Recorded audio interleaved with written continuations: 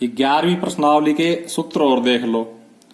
त्रिभुज का क्षेत्रफल होता है 1/2 गुणा आधार गुणा ऊंचाई। आयत का क्षेत्रफल लंबाई गुणा चौड़ाई।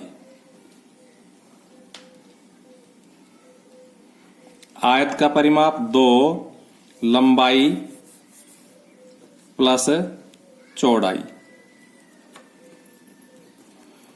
उसके बाद में है वर्ग का क्षेत्रफल भुजा गुणा भुजा,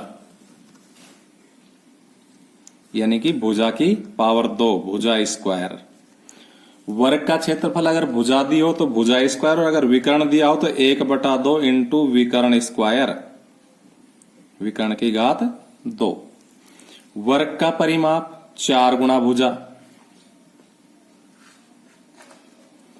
चतुर्भुज का क्षेत्रफल, यानी कोई चतुर्भुज का प्रकार नहीं हो, सिर्फ सादा चतुर्भुज हो तो उसका क्षेत्रफल होता है 1/2 गुणा विकर्ण गुणा विकर्ण पर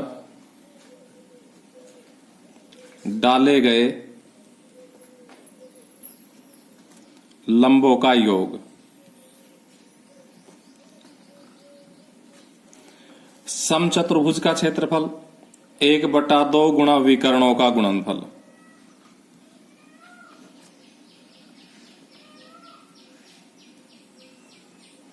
और अगर समचतुर्भुज के विकर्ण नहीं दिए हो तो क्षेत्रफल आधार गुणा ऊंचाई।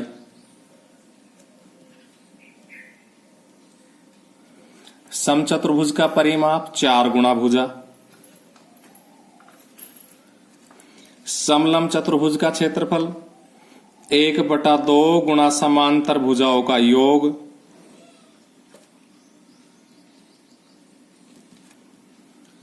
गुणा उनके बीच दूरी, जिसको सीधा ऊंचाई भी कहते हैं। समांतर चतुर्भुज का क्षेत्रफल आधार गुणा ऊंचाई।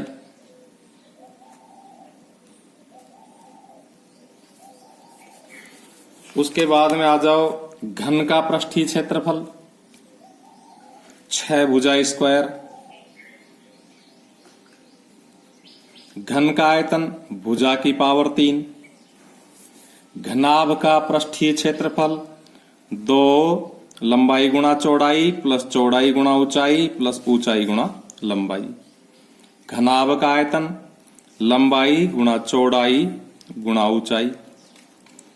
चारों दीवारों का क्षेत्रफल 2 लंबाई प्लस चौड़ाई गुणा ऊंचाई।